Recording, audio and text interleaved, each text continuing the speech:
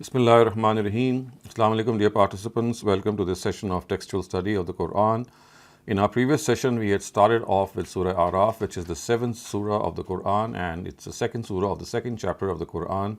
In this surah, we know that what was validated in the previous surah, its counterpart, which was the 6th surah, Surah An'am, has been validated through historical references and the tales of the prophets of God. And the previous surah, which was of course revealed in the time of Inzar-e-Am, which is the enhanced phase of warning, the Quraysh were warned of their behavior and they were told of the consequences they would suffer if they would not accept the truth, which is self-evident to them. And in this particular surah, this fact is substantiated through the anecdotes of the previous messengers of God, through which they were told that if they follow their footsteps, then their fate is not going to be any different. Today, the section that we are going to study starts off with the famous anecdote or tale between Adam and Eve, which was something that took place earlier on after mankind was created or initiated, to be more precise, and how they were actually warned that what are the main areas from which they need to protect themselves and secure themselves from tests and trials. So we begin with this surah with verse 19 today. وَيَا آدَمُ اسْكُنْ أَنْتَ وَزَوْجُكَ الْجَنَّةَ فَكُلَا مِنْ حَيْثُ شِئْتُمَا وَلَا تَقْرَبَا هَٰذِهِ الشَّجَرَةَ فَتَكُونَا مِنَ الظَّالِمِينَ. We said to Adam, O Adam, dwell with your wife in this orchard and eat in it from wherever you want. But both of you do not go near this tree, otherwise you both will become unjust. So, Ustaz Ghamidi says that this probably refers to an orchard of this world where Adam and Eve were lodged, and it is erroneous to believe that it was paradise or as is generally thought of, in which they were kept before they were sent to this world. Obviously, the word Jannah or Al-Jannah, the word is used for an orchard, and because at times it is used with the article Alif Lam, and that too with a specific connotation, and it also refers to the orchard of paradise, but not unless there are concomitant indications. So we also know that paradise is something that is yet to be made. The Quran says explicitly that the stuff we have over and above us is going to one day change into new heavens and earth, and from that new stuff will be created hell and paradise. So it's a common misconception that Adam and Eve were in paradise before coming to this earth. As I said, Ustaz Ghamidi says that it was an orchard found in this very world. Someplace in this very world. And when it is said that both of you do not go near this tree, so it is clear from Surah Taha that this tree is called Shajaratul Khuld, which means the tree of immortality, and hence it is used metaphorically. It cannot be used in the literal sense. The meaning evident from the expression Shajaratul Khuld and the effects which manifest themselves after eating it, as we mentioned ahead, I mean, we will be discussing this, both indicate that it refers to the tree of procreation, consuming the fruit of which lets the generations of mankind sustain and continue in this world. So this tree of procreation through which mankind is able to sustain itself is the tree that is implied here. It's not a physical tree, it's not something that you can think about, and people have made various guesses whether this tree was an olive tree or a fig tree or a tree, as the Torah says, of good and evil that could give the awareness of good and evil. The Quran here in Surah Araf and in Surah Taha explicitly says that this is a tree which is metaphorical in the sense because it is called the tree of eternity, Shajaratul Khuld. And of course, the second thing which is evident is that once they ate the fruit of this tree, the private parts of Adam and Eve became evident to them, and they started to cover them with fig leaves. So it is one of the greatest weapons of Satan through which it will attack mankind, is the message that they were told not to procreate, not to come in sexual contact with each other, but they ended up doing so. And this was the Almighty's way to tell us that the greatest onslaught of Satan would be through sex and lust, and we have to remain secure from this. So also, we know that God has regarded the husband and wife to be an apparel for one another and has permitted them to taste the fruit of this tree while wearing this apparel.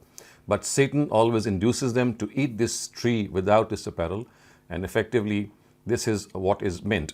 So as you will see, the very next verse describes what had happened. So فَوَسْوَسَ لَهُمَا الشَّيْطَانُ لِيُبْدِيَ لَهُمَا مَا وُرِيَ عَنْهُمَا مِنْ سَوْآتِهِمَا وَقَالَ مَا نَهَاكُمَا رَبُّكُمَا عَنْ هَذِهِ الشَّجَرَةِ إِلَّا أَن تَكُونَا مَلَكَيْنِ أَوْ تَكُونَا مِنَ الْخَالِدِينَ. Then Satan lured them so as to open to them what had been hidden to them from their private parts. He said to them, "Your Lord has only stopped you from this tree, lest you become angels, or that you may acquire immortality." See, clearly we can know that what is being said here cannot be a literal tree, something which is meant literally. Satan had actually lured Adam and Eve by informing them of what they would lose by not eating the fruit, and by being overwhelmed by the extraordinary state which gets the better of a person when he eats this fruit. They were caught in the web woven by Satan and ate the forbidden fruit. And reflection shows that there is some truth in the claim of Satan that it is by eating it that mankind sustains in this world, sustains itself in this world. And it is evident from this that in spite of the prostration of the angels before him, Adam regarded them to be of higher status than him. Also, he knew that the life that would be given was not eternal. They would be given a shorter span. So that is why Satan came to them and said that if you consume the fruit of this tree, you'll become like angels, takuna malakain, and as the previous verse says, "Aw takuna min al-khalidin," or you'll live forever.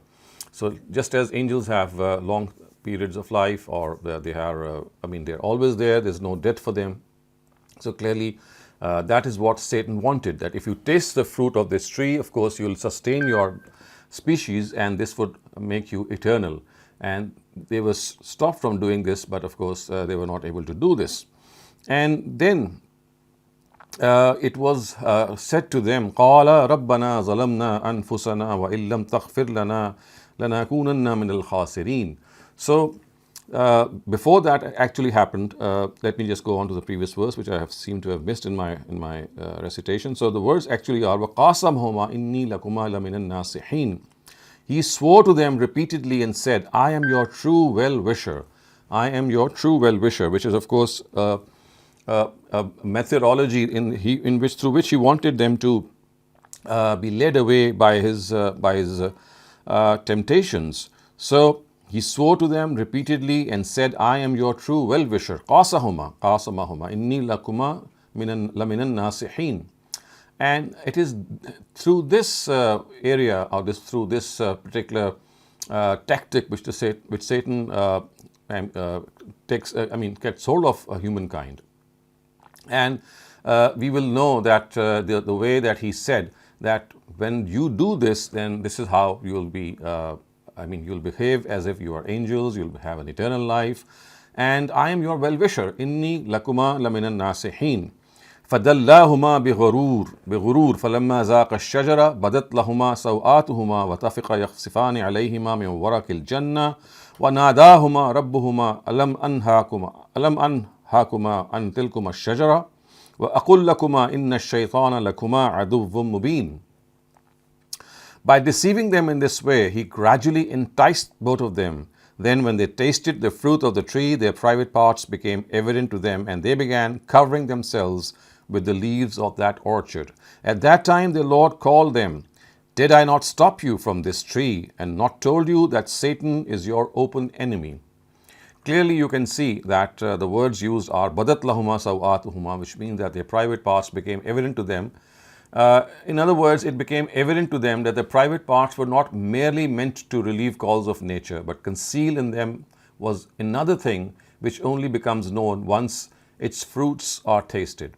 And we know as a result that once this act happens, as soon as it happened, in fact, in the case of Adam and Eve, they realized and they began covering themselves with the leaves of that orchard. So it is evident from this incident that the feeling of modesty and bashfulness with regard to sexual organs is innately found in human nature. Otherwise, this would not have happened. This feeling is neither known through external sources nor engendered artificially through the evolvement of society and culture. It is something that human beings know by birth. It is something which God has ingrained in them. As soon as one is aware of one's sexuality, it becomes evident automatically. So human beings want to hide these limbs, which become a means of sexual pleasure. And you also know, as this is evident from this verse, that had I and not told you that Satan is your open enemy. So this is something which the Almighty had said, that remember, he is your open enemy, he'll try to lure you and you have to resist his calls. But unfortunately, Adam and Eve could not. In fact, Adam took the initiative, and of course Eve complied. And then of course they repented, and the words of this repentance are also then cited forthwith. قَالَا رَبَّنَا ظَلَمْنَا أَنفُسَنَا وَإِن لَّمْ تَغْفِرْ لَنَا وَتَرْحَمْنَا لَنَكُونَنَّ مِنَ الْخَاسِرِينَ. Both cried out, Lord, we have been unjust to our souls. If you now do not forgive us and not have mercy on us, we shall definitely be among the losers. So this is the best example of the repentance which is mentioned in Surah Nisa, in which it is said that as soon as a person realizes that he has done something wrong, and he does that wrong, commits that evil by being overwhelmed with emotions, and as soon as those emotions die away, he or she immediately realizes the sin that has been perpetrated.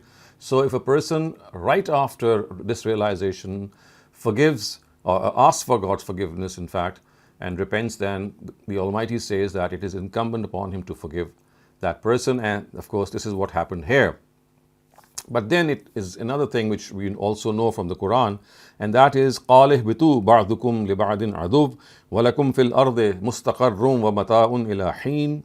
He said, get down from here, you are enemies of one another, and you will have to stay in the earth until an appointed time and live there. قَالَ فِيهَا تَحْيَوْنَ وَفِيهَا تَمُوتُونَ وَمِنْهَا تُخْرَجُونَ. He said, which is of course God said, you will live and die in it and also be raised up from it. The word ihbitu has given this misconception as if people were somewhere up in the heavens, and the word ihbitu means to get down. And so people thought that, well, they were in paradise, and when they were told to get down, they actually descended on earth. Whereas we know that the word ihbitu actually is, when it is meant to get down, I mean, it is used in this meaning. The actual connotation is that, people who are traveling, they are on their transports, and their camels and horses, and then they are told to get down. Then the word uses ihbitu, which means that disembark and go and spread out. So it's not that they were somewhere in the heavens, and ihbitu actually meant to ask them to get down from heavens to the earth. No, they were already on earth, and they were told to just spread out, because the original plan of God was that He is going to create human beings, and that He's going to create them and give them this trial and test and see who succeeds in this trial and test. But as we know, that before this actually happened, the Almighty put Adam and Eve through this test. And the reason that we just discussed earlier on was that so that they are told that the greatest onslaught of trial and test that they will be faced, and of course their next generations, would be through sex and sexual organs and through lust. And hence they have to remain on guard, because this is something which is going to absolutely decimate one another as far as morality is concerned. قَالَ اهْبِطُوا بَعْضُكُمْ لِبَعْضٍ عَدُوٌّ وَلَكُمْ فِي الْأَرْضِ مُسْتَقَرٌّ وَمَتَاعٌ إِلَى حِينٍ. So get down from here, you are enemies of one another, and you will have to stay in the earth until an appointed time and live there. So clearly Satan is their enemy, and they are enemies of Satan. And the natural relationship between human beings and Satan is of animosity, and this should always remain clear. And when it is said that you will die and live, you will live and die in it and also be raised up from it, so it tells us that the incident of Adam and Satan ends here. And there are certain aspects that we have to understand, and which I would now like to actually briefly summarize before you, because Ustaz Ghamidi has summed up the lessons as far as this incident is concerned. So the first lesson that he has put forth is that the greatest sin in the view of God is rebelliousness and arrogance. A person who perpetrates these can be doomed forever. And you know what? It was Satan who perpetrated it, because he refused to prostrate before Adam, and angels were superior to Adam with regard to their creation, but they regarded the directive of God to be more superior, and they submitted to it without any hesitation, and this was the right attitude. On the other hand, Satan did not. So the second point is that Satan wants human beings to reach the same fate as he has reached. it is to achieve this objective that he had asked the Almighty to give him respite. His primary target is belief in monotheism. He knows that there is no place for idolaters in God's paradise. He wants to prove that the being before whom he was directed to prostrate is not even worthy of worshipping the Almighty with a true comprehension of his person and attributes. The third lesson which Ustad Ghamidi has put forth is that the greatest weakness of human beings is their sexual instinct. Satan knows that the easiest way to lure them is to convince them to break the restrictions God has imposed them on sex and sexual relations. So he lured Adam and Eve through this very methodology. And Satan is always ready to play any trick or weave any kind of web of deception to achieve his objective. He is able to lure people to evil ways in the very manner he had lured Adam by enticing him and telling him that you will become immortal. And this is the weakest point of defense that he has spotted in his targets since the very first day.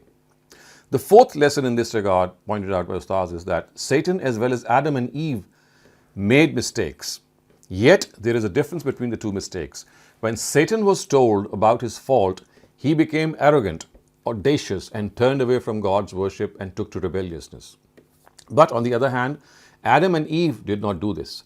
When they realized their mistake, they turned to God and were ashamed of what they did and asked for his forgiveness by seeking refuge in his mercy.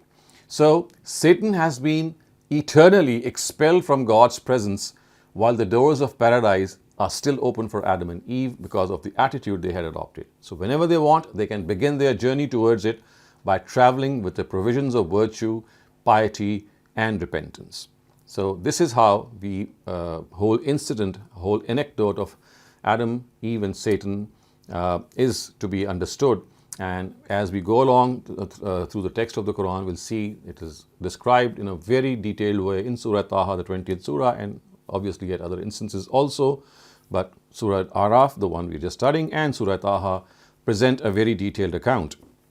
Ya Bani Adam, Qad anzalna alaykum libasan yuwari sawatikum varisha wa libasu taqwa zalika khair zalika min ayatillahi la'allahum yazzakkarun.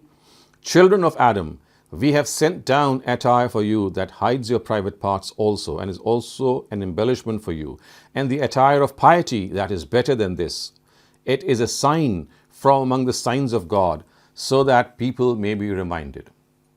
So the incidents and events that occur in the life of a father are the strongest means of learning a lesson for the children. And that is why this story of Adam and Eve has been narrated to us with such eloquence. And that is why these words are actually addressed to the Quraysh. They are told, when it's said, Ya Bani Adam, it's not that the Quran is addressing all mankind, and this is a common misconception. We know that the addressees of this surah are Quraysh, and for them, when it is said, O mankind, or children of Adam, it's actually directed towards them. So, the incidents and events that occur in the life of a father are the strongest means of learning a lesson for the children. So, it's like reminding the Quraysh of what happened to their forefathers. This story is the story of the whole family. In the form of an indelible tradition, sincere children preserve the practice of friendship with the friends of the father and enmity with his foes. They preserve this etched in their minds and transmit it to later generations. So dearly held is this tradition amongst the Arabs that they do not even distinguish the good and evil in it. The enemy of the forefathers will be considered an enemy if this enemy had some convincing basis. So it is a matter of great sorrow if human beings forget this animosity of Satan and his progeny with their progenitor, and animosity which was entirely based on malice and jealousy, which was not concealed. It was not something hidden. It was fully exposed. It was fully evident. And it was something not specifically meant for Adam and Eve, but for every single child of Adam and Eve until the day of judgment. Also, the matter does not end on forgetting this fact. Such is the extent of this insolence, defiance, and wretchedness of the children that many among them have actually befriended this enemy and his associates. They regard them to be their confidants and well-wishers. At the bidding of Satan, they are leading themselves to ruin in precisely the same way he had led Adam and Eve astray. So that is why there is unmatched eloquence, according to Ustaz, in this beautiful address of Ya Bani Adam. It's I mean, it's like it's an all-encompassing thing, yet directed towards the Quraysh. So when every honorable and sincere son of Adam leads these words of address and the reminders they sound, I mean, his sense of honor, he feels that there is appeal made to his sense of honor, and it is only the dishonorable and the insolent who do not indulge in any. They do not budge even after these words are spoken for them. And when the Quran says that we have sent down attire for you that hides your private parts, everything of the earth has been created at God's behest, and as such has in fact been sent down by Him. So that is why the word anzalna is used. It doesn't mean that it has landed from the heavens. In a similar way, we know that in Surah Hadid it is said, we send down iron, anzalna al-hadid. So it's not that iron comes down from the heavens, it's that the word anzalna actually means that it is something which has been given by someone who is in the heavens, and He's God, of course. And the reason that it has been given is that your private parts also, and is also an embellishment for you, that it hides your private parts and it's also an embellishment. So the first of these is a need, and the second is completion of God's favor. Yes, we need to cover ourselves, but we can also embellish ourselves with the clothes, and that is completion of God's favor. And generally, both these aspects are found in everything God has created. So the attire or the clothing hides a person's private parts, protects him from heat and cold, and is also a means of his adornment. It enhances his personality, grace, and elegance. But the Quran says one thing, وَلِبَاسُ التَّقْوَى ذَلِكَ خَيْرٌ, and the attire of piety, that is better than this. So what is meant here is that just as God has created things from which a person's external attire is made, in the same way He's inspired those facts in his soul with which his inner attire is made. This is the attire of piety found in our own selves, something that we have inside of us. For this purpose, God has ingrained in ourselves sense of worship, fear of God, of making Him displeased with us, and the feeling of modesty and chastity. This inner or internal attire is composed from these elements and is far above the outer one. In fact, it is when the outer attire is made from motives that spring from the inner attire that it makes human beings truly human and humane. And if the person whom God, out of His grace, adorns with this garment, who also looks actually truly graceful and majestic. So clearly, we have to understand that this attire, this clothing that we have, it does not only fulfill our needs, it completes the favor of God. And as this verse ends on these words, it is a sign from among the signs of God, so that people may be reminded. So it is a sign. How is it a sign? Because they be reminded that a person's outer attire too should be in accordance with the inner one. So the inner one is piety. So the reminder is that this is a sign of God, that your outside attire should also boast of taqwa. The signs of God are found in the world outside of a human being and that within him as well. It is this responsibility that he must seek guidance from all the time. The revelations of the Quran, the verses of the Quran, at many instances direct our attention to these very signs. Ya bani Adam, la yaftinannakum ash-shaytan kama akhraja abawaykum min al-jannah yanzi'u anhuma libasahuma liyuriyahuma sawatihima. Children of Adam, this should never happen, that Satan lures you the way he ousted your father and mother from that orchard in which God had made them dwell, by revealing their private parts to them, by making them take off this very attire. And then it is said, bear in mind, and let me first finish off the Arabic. It says, Innahu yarakum huwa wa qabiluhu min haythu la tarawnahum inna ja'alna shayateen awliya'a lillazina la yu'minun. Bear in mind that he and his accomplices see you from where you cannot see them. So in other words, clearly we are not able to see the jinn, or because Satan was amongst the jinn. So the Quran tells us that they can see us, but we cannot see them. In reality, we have made these devils the companions of those who do not believe. So we have to understand that as far as the Quran is concerned, that this reference, when we reveal our private parts, and the Quran actually says that it's something through which he takes off this very attire And this is actually a reference to the attire of piety mentioned earlier. So when it is said that Satan should not lure you away the way he lured your forefathers, Adam and Eve. So Satan actually wants to expose this aspect of their private parts which was concealed from them, the taqwa. He achieved this very purpose of his by having it taken off from them. This libas of taqwa, this attire of piety and taqwa is something that was discarded. Now, the first thing in this regard is, what does Satan do? So this weapon of Satan is something that is even very effective today. So first, through latent and hidden suggestions, he deprives people of the attire of piety and fear which is found inside of us. It was this attire which the Almighty had relieved with this is something which the Almighty had always revealed with the outer attire. It was something that was in tandem. So the inner attire was piety and the outer attire was the clothes that we wear. So they were revealed in tandem.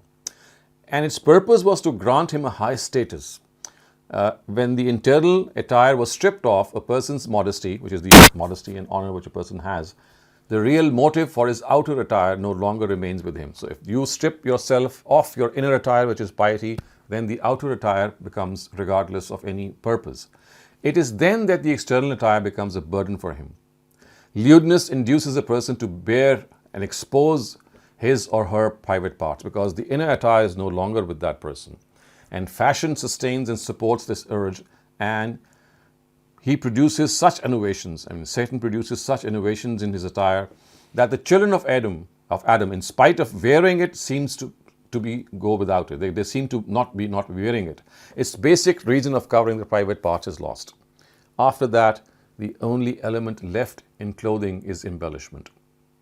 The purpose of that too is to expose the body as much as possible, and that too in an enticing way. And gradually human intellect is overwhelmed and nudity is then dubbed as culture, and covering the body is considered to be an old-fashioned act which exudes abhorrence. Educated people then come forward to the scene and present the philosophy in the light of history that nudity is actually real human nature. Clothing has become in vogue because of restrictions of customs and etiquette. It is at this stage, viewers, that shamelessness overcomes people and the whole society is poisoned with lust and licentiousness. So, a very apt reminder from the Quran that this is what Satan is going to do. He is going to strip you of your inner piety, your inner attire, so that your outer attire knows no purpose for itself. And again, the thing which is said here is that Satan and his companions can see you, but we cannot see them. So, why is this mentioned here? This is a reference to the cunning, wily and conniving nature of Satan and his accomplices actually. Because such is the multiplicity and variety of their garbs and the places of their onslaughts that people can neither recognize them in all these apparels, nor can they remain in God regarding all these attacks. The army of Satan boasts both of jinn and mankind, remember? And they will sit in every ambush. They will lie in every ambush in order to waylay mankind. They will regard them to be friends and well-wishers. They will come close to them as if they are best friends. And people will think that they are paving the way for development and advancement, whereas they will be after mercilessly decimating them. They will also try to spin a web of charm around them to make them get caught in it. So, in short, human beings must always realize that it is Satan with whom they have this eternal enmity and animosity, and they must not take it lightly. And when the Quran says that Inna ja'alna shayatina awliya, that we have made these devils the companions of those who do not believe, this again is a very important reality that we might at times don't remember. And what is that? That devils become the companions of people who take to evil ways, who are engrossed in licentiousness and lust.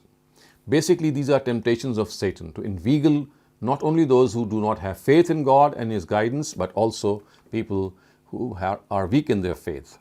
So it is evident that Satan is not successful in luring those who strongly adhere to faith and guidance. In other words, it is only, as you can see, the Quran says, "Awliya lillazina la yu'minun." He can only befriend people who do not have strong faith or who do not believe. In other words, however, if they have this belief, if they have this strong connection with God, then Satan cannot in any way entice them. And the Quran has made it evident. لَيْسَ لَهُ سُلْطَانٌ عَلَى الَّذِينَ آمَنُوا, at one place in Surah Nahl, that they do not have any authority on people who are truly devoted to God. So once again, we have to understand that the machinations of Satan, the way he works, his methodology is nothing but to lure people, to entice them. He does not forcibly take people away and lead them to the path of evil. No, he just suggests, he just gives his advice, and the rest is done by the people themselves. وَإِذَا فَعَلُوا فَاحِشَةً قَالُوا وَجَدْنَا عَلَيْهَا آبَاءَنَا وَاللَّهُ أَمَرَنَا بِهَا قُلْ إِنَّ اللَّهَ لَا يَأْمُرُ الْفَحْشَاءَ قُلْ إِنَّ اللَّهَ لَا يَأْمُرُ بِالْفَحْشَاءِ أَتَقُولُونَ عَلَى اللَّهِ مَا لَا تَعْلَمُونَ قُلْ أَمَرَ رَبِّي بِالْقِسْطِ وَأَقِيمُوا وُجُوهَكُمْ عِنْدَ كُلِّ مَسْجِدٍ وَادْعُوهُ مُخْلِصِينَ لَهُ الدِّينَ كَمَا بَدَأَكُمْ تَعُودُونَ. It is precisely the consequence of this companionship, O Prophet, that when those people of your nation do something vulgar, they say, "We found our forefathers on this way, and to this God has directed us." Tell them, God never directs people to indulge in vulgarity. Do you say such things that you do not know by imputing falsehood to God? Tell them, my Lord has directed me to fairness in every matter. He has asked you to face Him near every mosque and call Him by showing obedience to Him only. You will return to Him only. You will return to Him only the way He initiated you. And then, of course, the words are فَرِيقًا هُدَى وَفَرِيقًا حَقَّ عَلَيْهِمُ الضَّلَالَةُ إِنَّهُمُ اتَّخَذُوا شَيَاطِينَ أَوْلِيَاءَ مِن دُونِ اللَّهِ وَيَحْسَبُونَ أَنَّهُمْ مُهْتَدُونَ. He guided one faction. It believes in all these things, and another was led astray because leaving aside God, they made devils their companions and think that they are rightly guided. So, if you look back on the first of these verses, that what did they do? They said that if we commit something which is lustful or licentious, as the word fahisha is used here, they would say that we have found our forefathers to be practicing it. And if we look at the succeeding verses, we will find that it actually refers to those vulgar acts that were done in the name of religion. It's not something, outside of religion. It was something done in the garb of religion. And such practices have remained very common in the places of worship of the idolaters and the abodes and worship habitats of the followers of religions that have been invented by Sufis and by mystics. They come into being through the evil doing of religious leaders and the custodians of graveyards. It is evident from historical narratives that one such religious innovation, which was in currency in Arab Jahiliyyah, was circumambulating, which is doing tawaf of the house of God in a naked state without any clothes.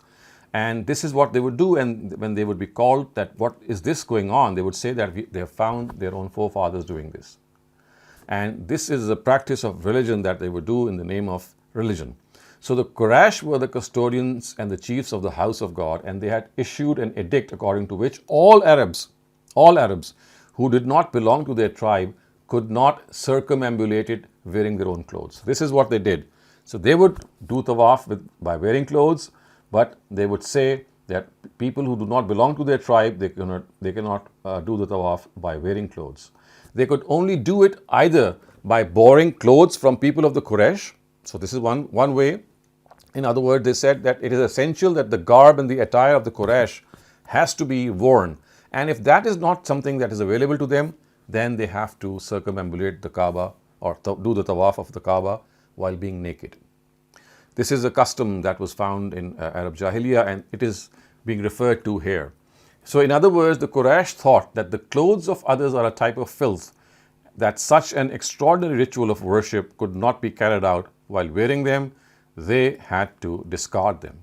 And God had to tell them, "Qul amara rabbi bil qist," that God does not, He never calls people to something which is fahsha. Inna Allaha la ya'muru bil fahsha. He does not do this. How can He say people should circumambulate the Kaaba while being naked? All his directives are based on his attributes and on the requisites of human nature. He simply cannot direct people to do something which is vulgar. So that is what the Prophet has been told to say to these people. And what is that? Amara Rabbi bil Qist. My Lord has directed me to fairness, which is the Prophet being told that my God has directed me to be fair.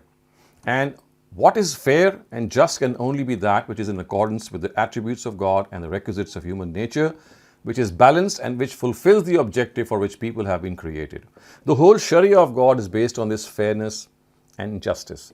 And God himself is someone who adheres to these principles and has also declared that the purpose of revealing his books is actually to make people adhere to justice in matters of religion. And then, of course, when it is said, وَقِيمَ وُجُوهَكُمْ إِنْدَ كُلِّ masjid, that you must face him near every mosque and call him by showing obedience to him only. What does that mean? It is actually the foremost requisite of the justice and fairness which is just mentioned, that every mosque should specifically be meant for God's worship, and a believer too must turn his face towards God, the one and only, in every mosque and not towards anyone else. That is why it has been emphatically said, and it has been said that if you have to do this, then remember, if you commit anything else, do something else, the words are kama bada'akum ta'udun. You will return to him the way he made you, the way he initiated you. And this statement is a statement of further attestation of monotheism, which is, just as a person comes in this world alone, he will return to God alone. None of those whom people regard to be their intercessors will be with them. So, kama bada'akum ta'udun. Just as people came alone in this world, so shall they return. There will be no one to rescue them. There will be no one to help them. And that is how God says that God has made devils their companions and think that they are rightly guided. So, fariqan hada wa fariqan haqqa alayhim ad-dhalala innahum ittakhadhu shayatin awliya min dunillahi wa yahsabuna annahum muhtadun. That these devils are their companions and they think that these companions are going to guide them. This is not going to happen. It is something which is totally against it is totally against logic, that how can the devils guide them? They are just going to lead them to their own doom. So with this we come to the end of today's topic. Inshallah, we'll continue from here in our next session from verse 31 in fact. And now if you have any questions regarding the passage that we have studied, you may raise them. Assalamu alaikum, Dr. Saleem. What a brilliant session today, and the explanation was absolutely wonderful. Thank you everyone for joining. If you have any questions at this time, please raise your hands so I can call on you. Yes, I see Shabana has a question. Shabana, go ahead, ask your question. अस्सलाम वालेकुम doctor साहब, जिस तरह सूरह बकरा में बनी Israel को अल्लाह ताला ने कहा है एहबितु मिस्रन, तो वो भी उनको जाने के लिए कहा है ना, कहीं ऊपर से तो ज़ाहिर है वो भी नहीं उतरे, तो ये इसी तरह यहाँ पर भी है एहबितु. Yes, it's the same word. So word ehbitu actually means disembark or spread out, and the word ehbitu or disembark, as I said, is used in reference to the fact that people will be riding on their conveyances, on their camels and their horses or their elephants, and so they would say just go away or disembark from this place and go to that place. So in essence it actually means to spread out, just go out and populate whatever you are being told to populate. Okay, thank you. Asif Saab, please ask your question. Yes, this is regarding verse 27. Ya bani Adam la yaftinannakum shaytanu kama akhraja abawaykum min al-jannah. Yanzi'u anhuma libasahuma liyuriyahuma sawatihima innahum yarakum.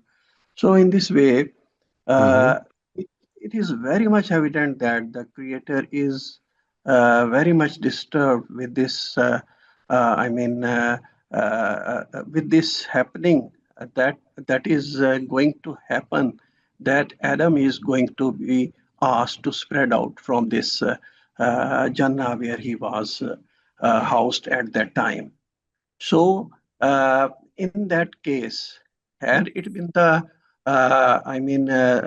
scenario that Adam had not become succumbed to what Satan lured him to eat the forbidden fruit, and in that way definitely God Allah would not have asked him to spread out in this world, in this earth, and obviously there would have not been procreation in that way. Then how that trial and test?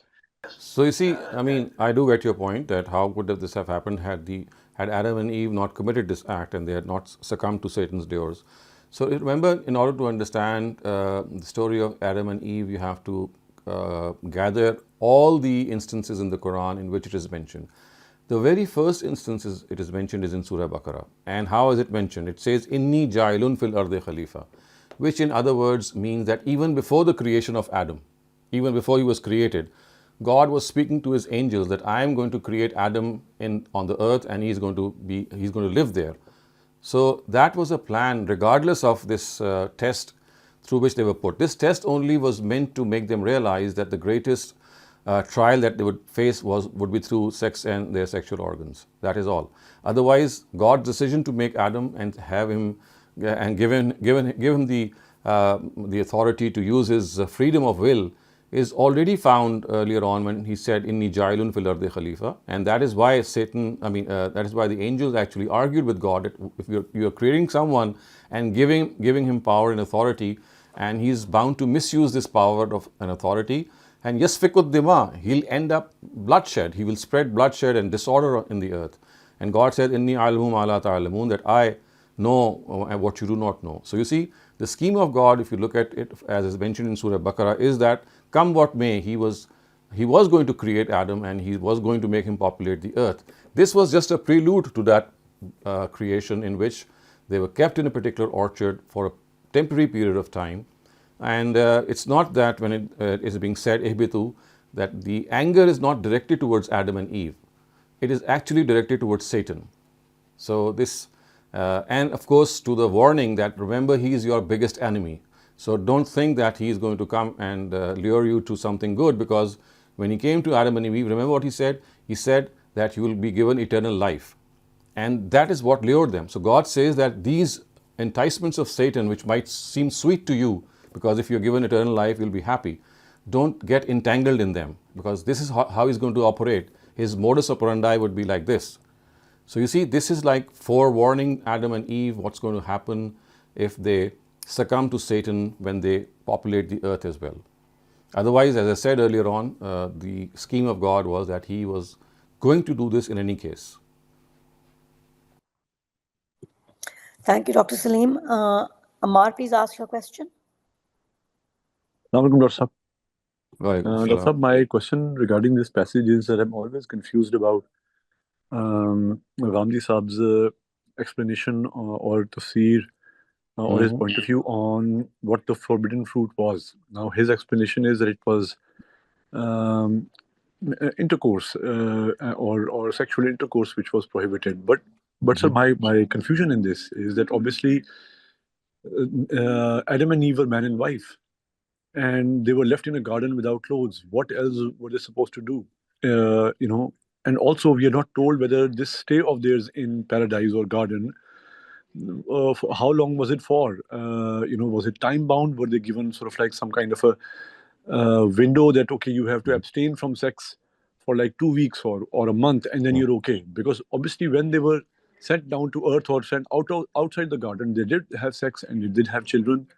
And so I find this a bit confusing, because obviously they have been given those sexual organs and they have a purpose to it. So then why would it be prohibited for them to indulge in that act? Is it possible, sir, this is my question, that it might have been related to sexual intercourse, but it might have been some kind of a sexual deviance, which we see in our cultures today, that there's a lot of sexually deviant acts as well that men and women indulge in?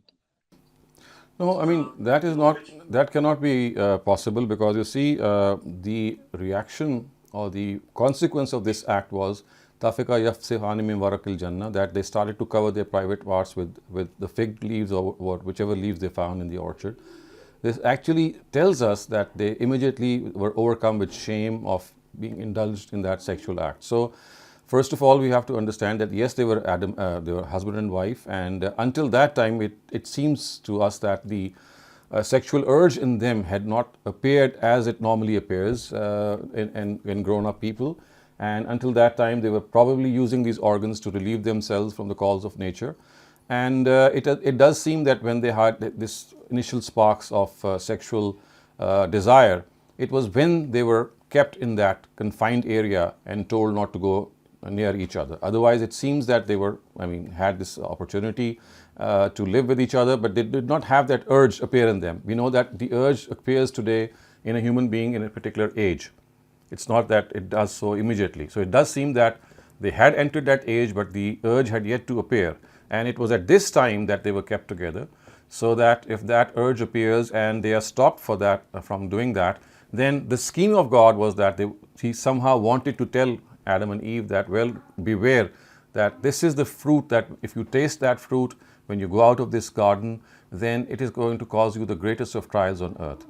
And that is what God had in His mind, it seems. And also, as far as this trial is concerned, the fact that your question also says that how much was the time that they were kept there. Again, this is, remember, it's not that God has given us all the details. We don't know whether it was 2 weeks or 1 week or 10 days. All we know was it was a time when their sexual desire was about to appear, and it could have been any small window of time, I would say. But as soon as that happened, God's scheme and plan was actually implemented.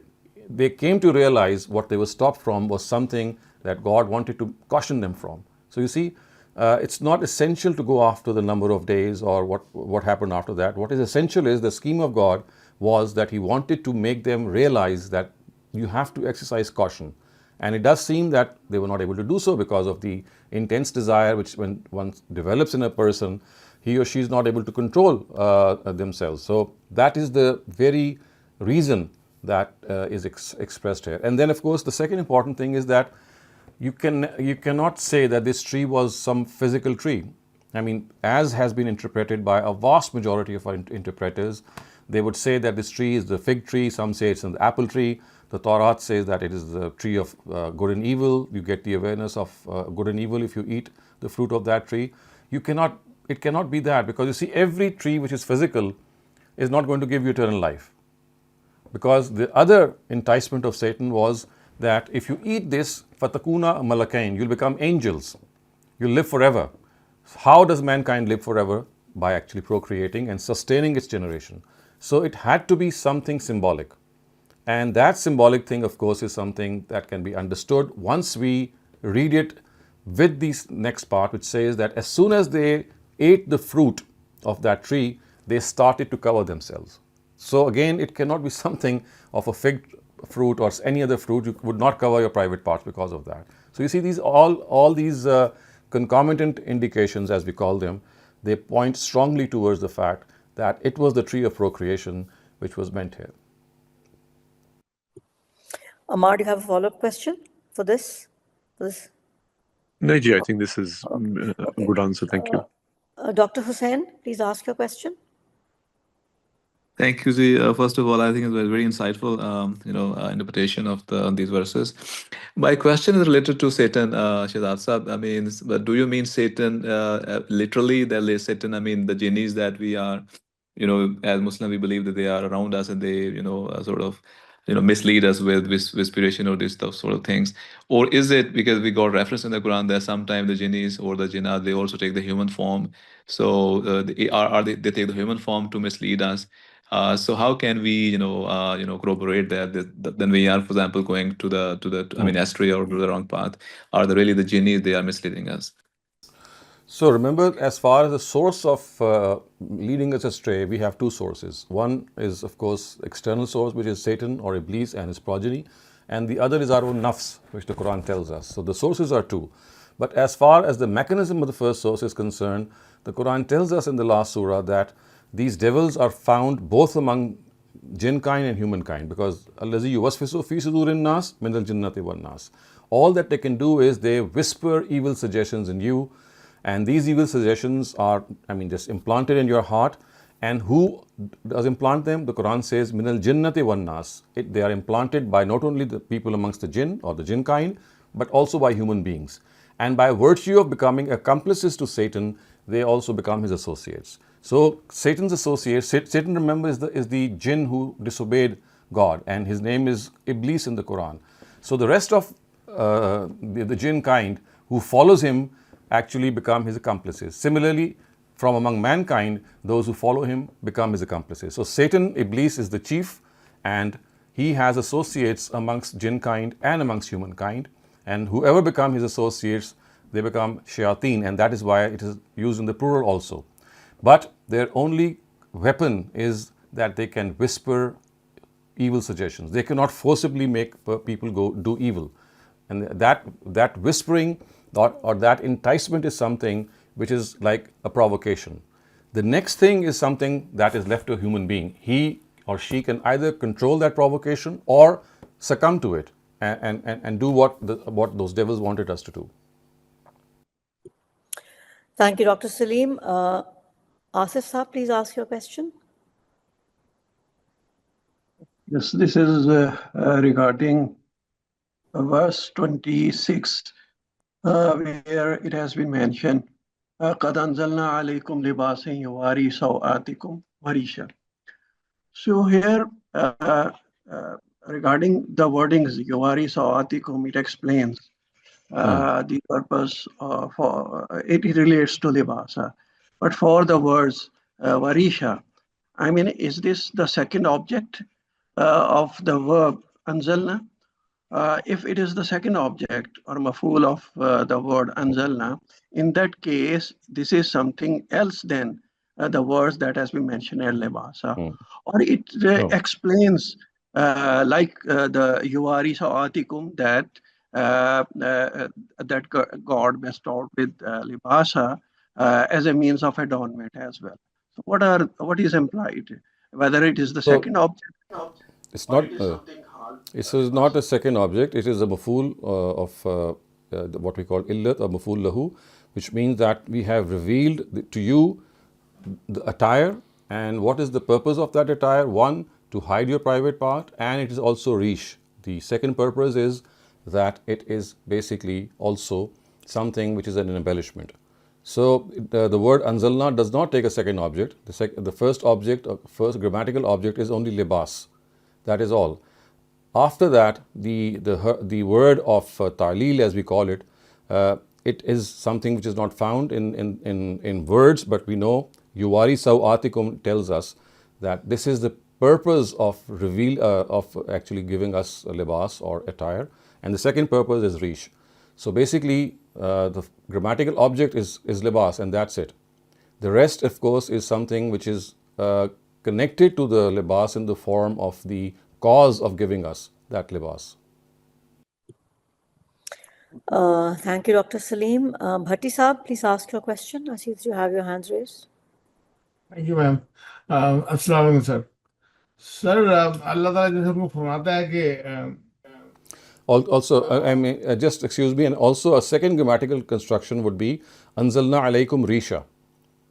So if you would like to go into more grammatical details, since you asked this question, let me also let you know that a second construction would be that he revealed to you the libas, which is an attire, and it is something which is meant for your, hiding your private parts, and he anzalna alaykum risha, and he revealed or he sent down to you risha, which means he sent down something that is meant as an adornment. So that is another possible grammatical construction. In that case, risha would be the first object of the word anzalna. In that case, we'll be considering anzalna. Once again, it's mahzuf for risha. Yes, correct. Okay, thank you. Bhatti Saab, you can ask your question now. sir, in Surah 2, ayat 20 and 21, where Allah says that they once they did that act, then they were exposed to each other. So before they could not see each other's private parts. And No. As I said before that, their private parts, of course, were there, but they were being used to relieve the calls of nature only. It was only that when they became intimate with one another and they had this attraction with one another, that they realize that there is another use of these private parts, and that is to obtain sexual pleasure. So from the wording of the Quran, what becomes evident is that until that time, they did not have that sexual awareness. They just thought that their organs are meant to release themselves. And as I said, this is something that happens in our own lives also, because as children enter puberty, only then that they get to know what these organs are all about. For example, a 5-year-old child or a 6-year-old child would not know that there is any other reason for these organs other than relieving oneself. So just as this happens in human beings, it seems that it happened in their case also, that this desire for sexual intimacy did not arise amongst them until this time when they were kept together, and also forbidden from not doing it. Remember, when you are stopped from not doing something, you become more inquisitive and you become more reflective of the fact that is there any other thing implied, or is there any other currency that is being said which I am not understanding. So you see, by stopping them from not doing it, and maybe because the time had become ripe for them to indulge in sexual act, it was precisely at this time that they came together, and God made this as a test for them, so that once they undergo it, they are able to realize, and God is able to tell them that your biggest trial and test as you go out in this earth and spread out, and your generations, they populate the earth, the biggest trial that will face would be through lust and through their sexual organs. And history bears witness that perhaps this is the greatest trial that human beings face. And not only history, I think human beings today also, they realize full well how provocative and how enticing the lures of Satan are vis-a-vis sexual organs. So Satan, you say two things. Satan lured them to this, and Correct. their own sentiments or their own. Yes, so you see, their own sentiments were on the verge of they were about to appear, and Satan provoked them. One, they were stopped by God, which might have raised their curiosity. Second, Satan said that you are being stopped from coming together and being intimate. And the reason that you are being stopped is that you will become eternal. So, and if you are going to do this, then just as the angels have eternal life, you will also have eternal life. So his enticements came from a different angle. But the purpose was to make them taste the fruit so that they could disobey God. Understood. Thank you so much, Dr. Saleem. It's been a brilliant session today. I have no more raised hands at this time, so we can. Okay. So I'm just going to start off the literal and idiomatic translation. Va ya Adam uskun anta wa zawjukal jannah, wa and ya o Adam uskun, inhabit, anta you, wa zawjuka and your wife, al jannah, the garden or the orchard. So you and your wife inhabit the garden. Fakula, therefore both of you eat, min haisu, from wherever, shi'tuma, you both want to, wa and la not, taqraba, go near, hazihi, this shajara, this tree, but do not go near this tree, fatakuna, otherwise you will, minaz zalimin, among the oppressors, otherwise you will become among the unjust or among the oppressors. Fa, therefore, waswasa lahuma, Satan whispered to them, shaitan. So vavaswasa lahuma shaitan would mean that whispered to them Satan. So Satan lured them, or he whispered to them, le, so that yubdiya would mean so that become evident, lahuma, to them, ma, that, vorea, what has been hidden, anhuma, from both of them, min, from, sawatihima, their private parts. So Satan whispered to them so that what had been hidden from their private parts become liyubdiya lahuma, evident to them. Wa, and qala, God said, ma nahakuma, what stopped you, rabbukuma, and waqala, this would be not God, this would be Satan, and that he would say, ma nahakuma rabbukuma, ma nahakuma, that what has stopped your Lord from this tree. I mean, in fact, this ma is here in negation, and we would translate it as not. Not has stopped you, your Lord, from hazihi shajara, from this tree, illa, except, that, takuna, you become malakain, angels. So, waqala ma nahakuma would mean that Satan said that only that thing has stopped your Lord from not you tasting this tree is illa antakuna, so that you become malakain. You become, so malak is of course angels and malakain is two, is the plural, so that you become, both of you become angels, which is the dual of malak. Aw takuna min al khalidin, aw, or takuna, you become min, among khalidin, who live eternally, who become immortal. Wa, and qasamahuma would mean he swore to them repeatedly. Who? Satan. So Satan swore to them repeatedly, again and again. So this is something that he tried to do again and again. And remember, the lurings of Satan, they don't stop with one provocation. He continues to bombard us with his thoughts. So that is what is mentioned here, that he continued to repeatedly swear to them. And what did he say? Inni, I, lakuma, to both of you, lamin, from among, nasihin, well-wisher. So he repeatedly swore that I am a well-wisher of both of you. Fadallahuma begharur. Fadallahuma would mean that in this way they were enticed begharur, by him. Falamma, so by basically that would mean that he enticed both of them. But fadallahuma, he enticed begharur, with his deception.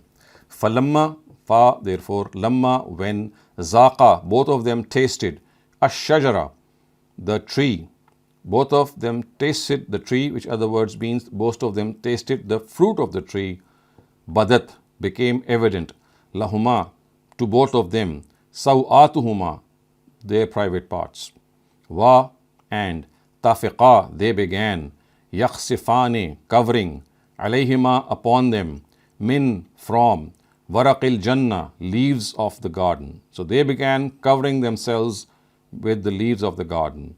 Wa, and nadahuma, called to them, rabbuhuma, their Lord. Their Lord called to them. What did he say? Alam, did I not, anhakuma, stop you, an, from, tilkuma, both of you, ash-shajara, this tree. So did I not stop you from this tree? Wa, and akul lakuma, akul, I said lakuma, to both of you, and I said to both of you, inna, indeed, ash-shaitan, Satan, lakuma, for both of you, aduv, enemy, mubin, evident. So didn't I tell you that Satan is the enemy of both of you, and he is a very evident enemy. Aduv mubin, evident, something who is very clear, something you just cannot miss. Qala, both of them said, Rabbana, our Lord, zalamna, anfusana. Zalamna, we oppressed our anfusana, our nafs. We oppressed ourselves. We were unjust to ourselves. Wa, and, in, if, lam, not, taghfir lana, you forgive us, wa tarhamna, and show mercy to us, lanakunanna, we will become, minal khasirin, amongst the losers. So, if you do not forgive us and have mercy on us, we will become amongst the losers. Qala, God said, ihbitu, spread out, ba'dukum li ba'din uduv, in such a situation that some of you are someone's enemy. In other words, idiomatically it would mean that you are the enemies of one another. Ba'dukum ba'd, one another. Wa, and lakum, for you, fil ard, in the earth, mustaqarrun, mustaqar would mean an appointed time. Wa, and mata'un, a place to live. Ilahin, in fact it is the other way around. So mustaqar is a place to live and mata would be provision. So walakum fil ard would mean, and for you in the earth are provisions and an appointed time. So mustaqar is the place and appointed time, and mata is actually the provisions. Ila heen, until appointed time, until a particular time. So mustaqar and mata can be used synonymously. So mustaqar would mean a place to live, and mata would mean the provisions of that place. Ila heen, until an appointed time. Qala, he said, fiha. So qala basically is God. God said, fiha, in it, tahyawna, you will live. Wa, and fiha, in it, tamutun, you will die. Wa, and minha, from it, tukhrajun, you will be taken out. So basically what is being said is that in the earth you shall live, and in the earth shall you die, and from the earth shall you be taken out. Ya Bani Adam, O children of Adam. Ya is O Bani, children, Adam, Adam. O children of Adam, Qad, indeed, Anzalna, we revealed, Alaykum, upon you, Libasan, attire, Yuwari, that hides, Sawatikum, your private parts, Warisha, and adornment. So we revealed the libas for you so that it can hide your private parts and so that it can become an adornment for you and a means of embellishment for you. Wa, and libasut taqwa, the attire of piety. Libas, attire, taqwa, piety, and the libas of piety and the attire of piety, zalika, it is khair, better. So the attire of piety is better than your outer attire. That is what is meant here. Zalika, this is min ayatillah, min from ayat, signs, Allah, God. This is from among the signs of God. La'allahum, so that they, yazzakkarun, receive reminder. So this is among the signs of God so that they receive reminder. Ya Bani Adam, O children of Adam. Remember, this is not not a general address. It's not being referred to all the children of Adam. As I said, the concomitant indications, they tell us that by using the words Bani Adam, children of Adam, the Quraysh are being addressed. La, not, yaftinannakum, should make you a means of trial. Shaitan, Satan. So Satan should not put you into trial. Kama, the way, akhraja, he expelled, abawaikum, both your parents, min, from, al-Jannah, the garden. So children of Adam, Satan should not put you in trial the way he expelled both your parents from the garden. And what did he do? Yanzi'u anhuma, by actually revealing from them libasahuma, or taking off from them libasahuma, their attire. So he did this by making them take off their attire. Li yuriyahuma, so that they can see. Li yuriyahuma sawatihima, their private parts. So yuriyahuma would mean so that they will be revealed their private parts and they are able to see their private parts. So he could show you their private parts, in other words. Li yuriyahuma, so that he could show them sawatihima, their private parts. Innahu, indeed he, yarakum, sees you, huwa, he, wa, and qabiluhu, his tribe. So he and his tribe sees you, min haisu, from, la, not, tarawnahum, you see him. In other words, he sees you from where you cannot see him. Inna, indeed we, ja'alna, made, ash-shayateen, the devils, awliya, friends, lillazina, of those, la, not, yu'minun, believe. So we made the devils the friends of those who do not believe. Awliya is the plural of wali, and wali means friend. So we have made these devils the friends of those who are disbelievers, who do not believe. Wa, and iza, when, fa'alu, they commit, fahisha, a vulgar act, qalu, they say, wajadna, we found, alayha, upon it, aba'ana, our forefathers. So when they commit a vulgar act, what do they say? They say, wajadna alayha aba'una, we found our forefathers committing it. Wallahu, and God, amarana, ordered it, biha, to us. Amarana, ordered to us, biha, of it. So they would say that we found our forefathers committing it and God actually ordered us to do it.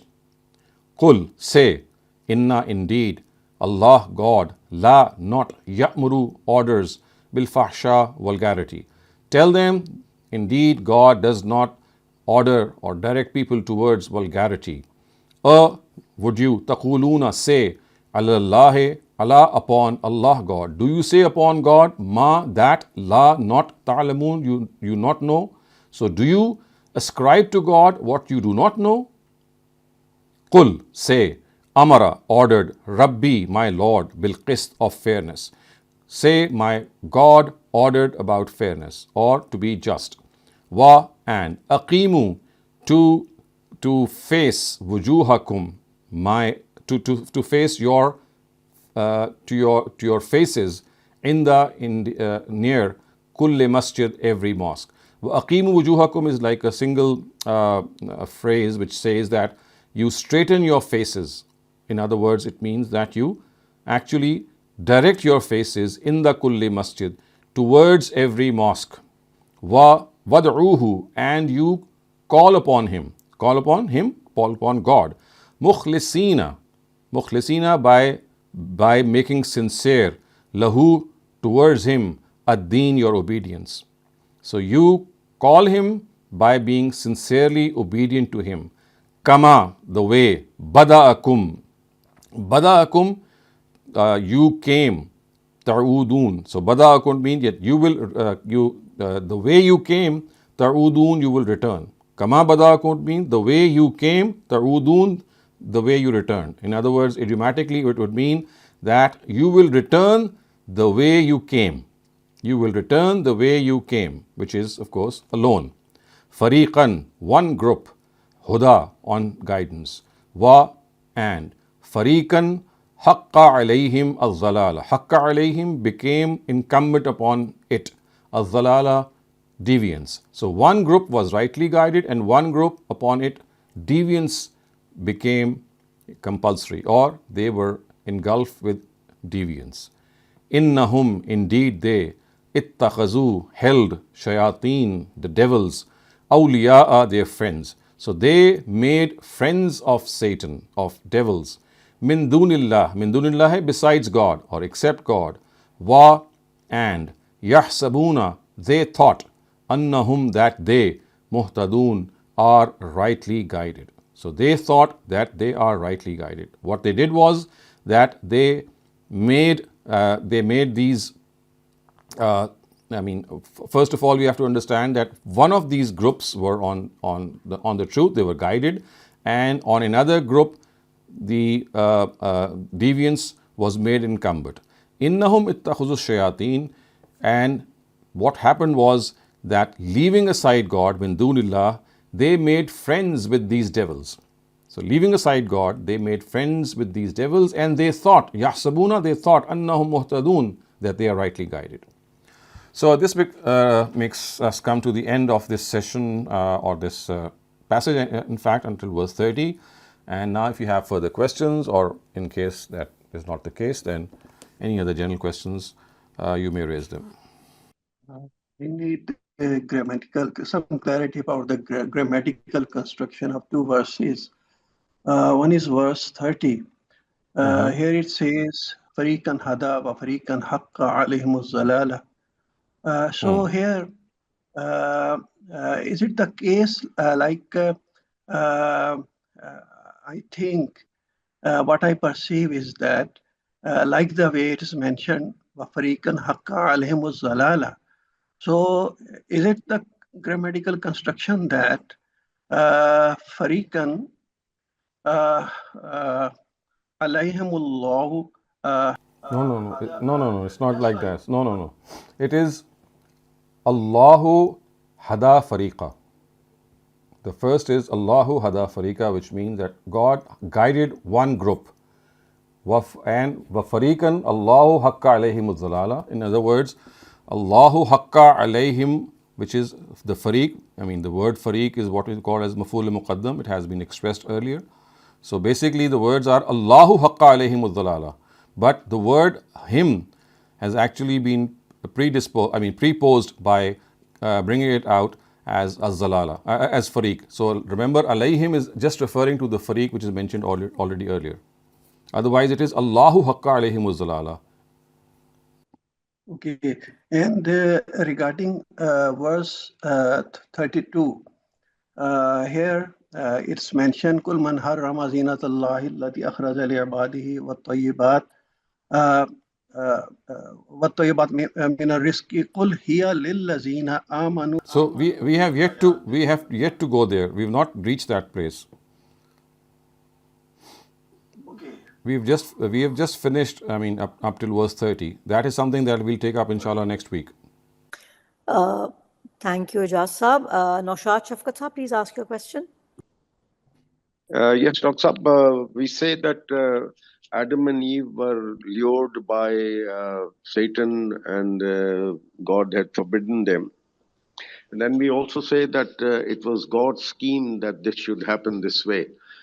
If they were fulfilling God's scheme, then why would God admonish the Quraysh by telling them, "Oh, children of Adam, don't be misled the way your forefathers were misled"?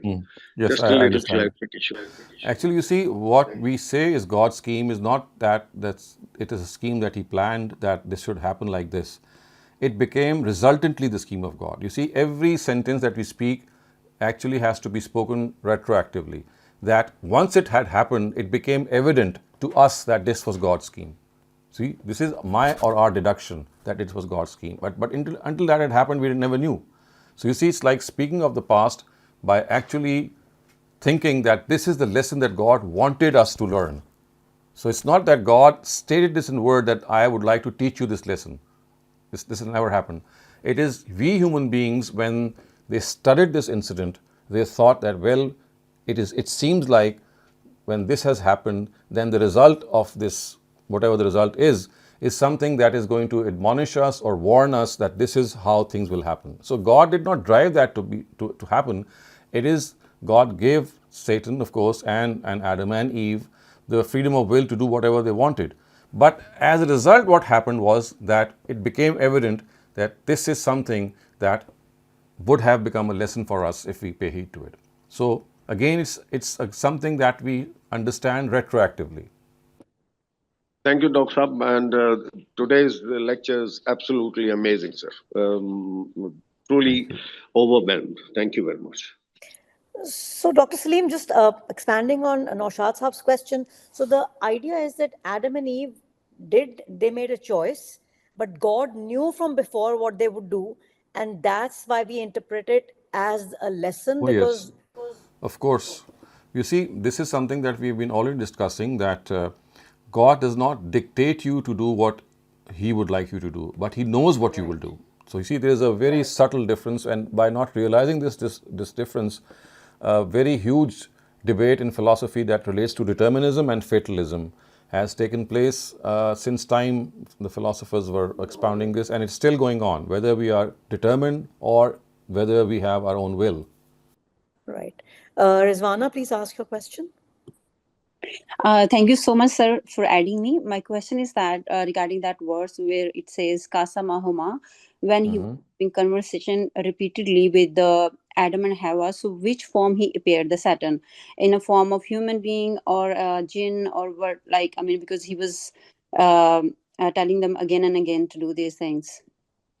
So it does seem that he must be in the form of a human being, because we know that jinn, the way they are in their own species, we cannot recognize them. The Quran has just said that they can see us, but we cannot see us. So it does seem that he changed his garb. He came in the form of some human being that Adam and Eve could have spotted, and they would have understood that there is someone who's speaking to them. The Islamic, what's up? Walaikum. What's up? I had my mother's dua today. And as is the custom in Pakistan, that a lot of people are reciting different chapters of the Quran and also Surah Yasin, and then there is a dua. So I did not read anything because, like Hamdi Saab says that it does not do any good. It's, pointless. This is not the purpose of the Quran. Correct. So, and I understand this concept very, very well.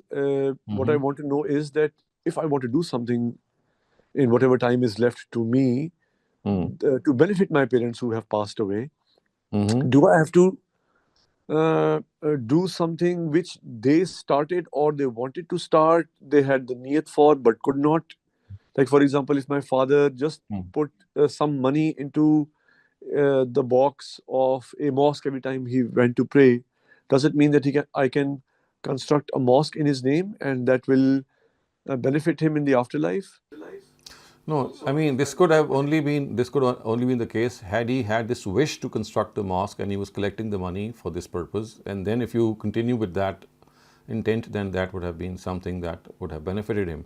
But other than that, there is a world of, things that you can do, and that is everything that they have taught you as a person, which is an act of virtue. So every time you act upon their advice, which is a sound advice, which relates to some virtue, some act of piety, so every time you do that, they are going to be rewarded for that because they initiated this in you. So that is why the children are called the Sadqa Jariya of their own parents, because they have taught their children. So whatever you have learned of virtue from them, every time you do that virtuous act, they are going to be rewarded as well, because they are the teachers of that virtuous act and they taught you this. So all the things that you have learned from them, you just start practicing them. That is all that you need to do, because every time you do those things, you will be rewarded and they'll be rewarded. Okay, sir. Thank you very much. Thank you. Dr. Jaz Hussain, please ask your question. Well, I'm extremely sorry because of the technicalities with my Zoom. I couldn't ask the question. So there are two questions. First is related to the conversation today.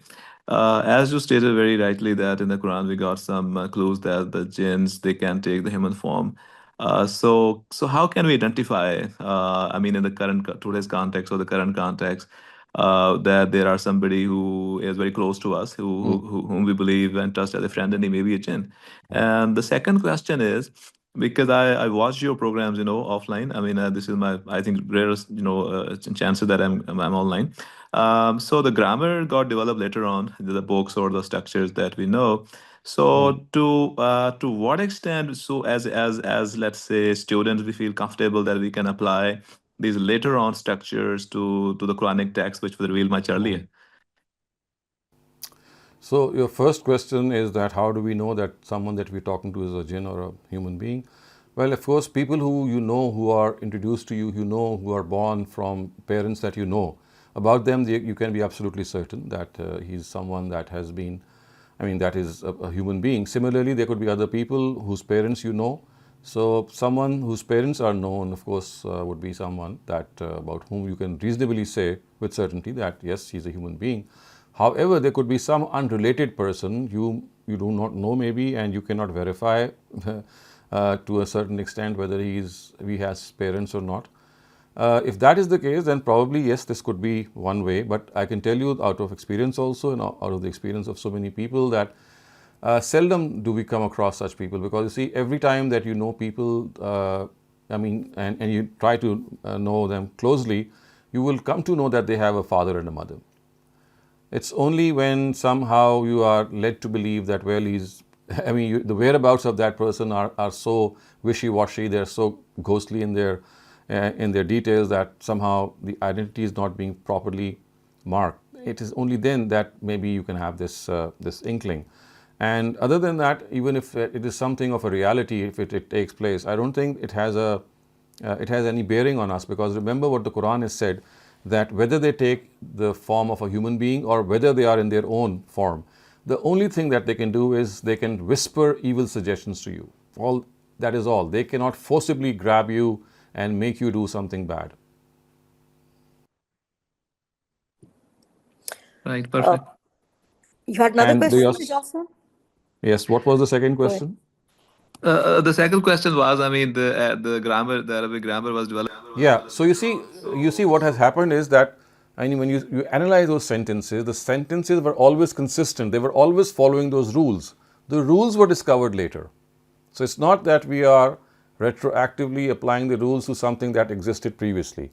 Language was spoken in the same way all the time, and it was spoken in the direct method. The way you are speaking Urdu or in English, you don't know which is what. You don't analyze your sentence in a grammatical way. You do it naturally, isn't that? So everyone started to speak uniformly a language, and the Quran calls it a miracle in itself.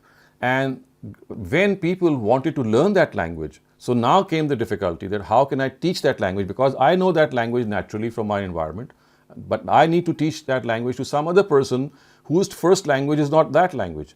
So now they had to be taught, and for this, these rules had to be laid down.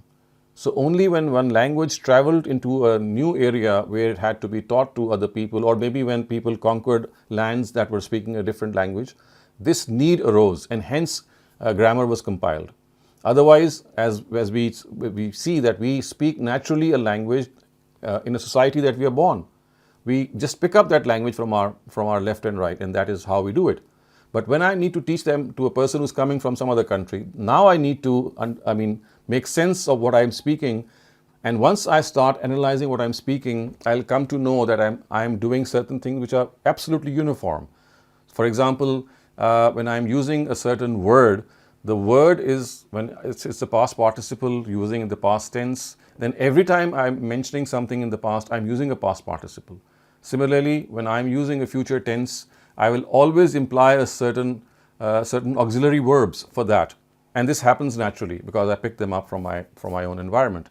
But when I need to make them understand to a person who's trying to learn that language, I will have to explain that, look here, this is the sentence, this is the object, this is the subject, this is the predicate, and this is how the clause comes into being, and these are the phrases, and they are juxtaposed between each other. So that is my way of instructing people who would like to learn that language. And that is how grammar actually, the need to compile the grammar came into being. Otherwise, people were just speaking that language, and there was no need for them to compile that language, because as you can see, they were living in a society, in a locality, and uniformly speaking that language.